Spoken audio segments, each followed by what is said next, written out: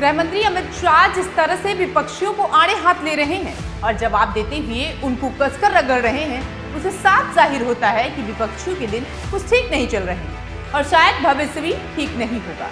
जिस तरह से गृह मंत्री अमित शाह ने विपक्षियों पर निशाना साधते हुए कहा कि आप अपने घपले, घोटाले और भ्रष्टाचार छिपाने के लिए भाषा का आड़ ले रहे हैं, ये अपने आप में बहुत कुछ बयां कर रहा है। बीते दिन गृह मंत्री अमित शाह ने डीएमके पर जमकर निशाना साधा। केंद्रीय गृह मंत्री अमित शाह ने त्रिभाषा फॉर्मूले को लेकर जारी विवाद के बीच डीएमके पर जोरदार हमला बोला। उन्होंने कहा कि अपने भ्रष्टाचार को छुपाने के लिए तमिलनाडु की सत्तारूढ़ पार्टी भाषा का हथियार के रूप में इस्तेमाल कर रही है।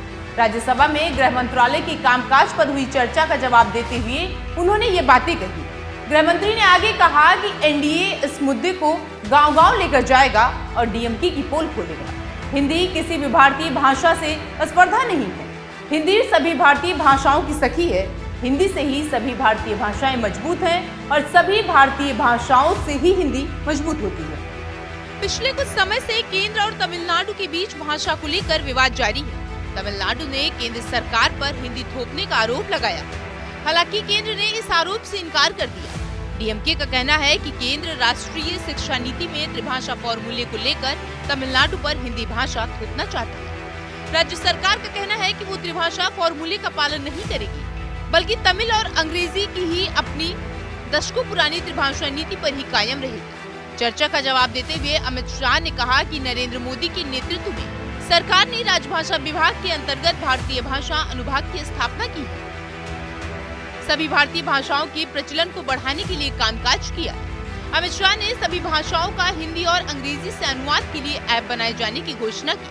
उन्होंने कहा कि दिसंबर महीने के बाद वो हर राज्य के मुख्यमंत्री, मंत्रियों और सांसदों को या वहां के किसी भी नागरिक से उनकी ही भाषा में ही पत्र व्यवहार करने वाले हैं। उन्होंने कहा ये जो भाषा के नाम पर दुकान चलाते हैं, अपने भ्रष्टाचार को छुपाने के लिए उनको ये मजबूत जवाब है। शाह ने कहा कि भाषा के नाम पर बहुत राजनीति हो गई है, लेकिन अब ये बंद होना चाहिए। उन्होंने कहा देश आगे बढ़ गया है, अब विकास की बात करिए।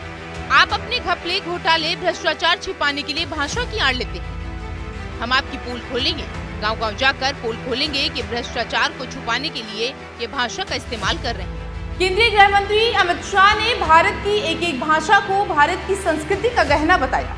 अमित शाह ने भारतीय जनता पार्टी को दक्षिण भारतीय भाषाओं का विरोधी कहे जाने पर डीएमके को आड़े हाथ लिया। उन्होंने कहा ये कैसे हो सकता है, हम भी तो वहीं से आते हैं, मैं भी तो गुजरात से आता हूँ, निर्मला जी तमिलनाडु से आती हैं, हम कैसे विरोधी हो सकते हैं, क्या बात करते हो आप। हमने भाषाओं के लिए कामकाज किया है। हमने मेडिकल और इंजीनियरिंग के शिक्षा को भारत की भाषाओं में किया है। शाह ने कहा कि केंद्र सरकार 2 साल से तमिलनाडु सरकार से कह रही है, लेकिन उसमें हिम्मत नहीं है मेडिकल और इंजीनियरिंग के शिक्षा को तमिल में अनुवादित करने की। अमित शाह ने कहा कि आपके आर्थिक हित जुड़े हुए हैं, आप ये नहीं कर सकते, मगर हमारी सरकार आएगी वहाँ तो हम मेडिकल और इंजीनियरिंग का कोर्स तमिल में बनवाएंगे।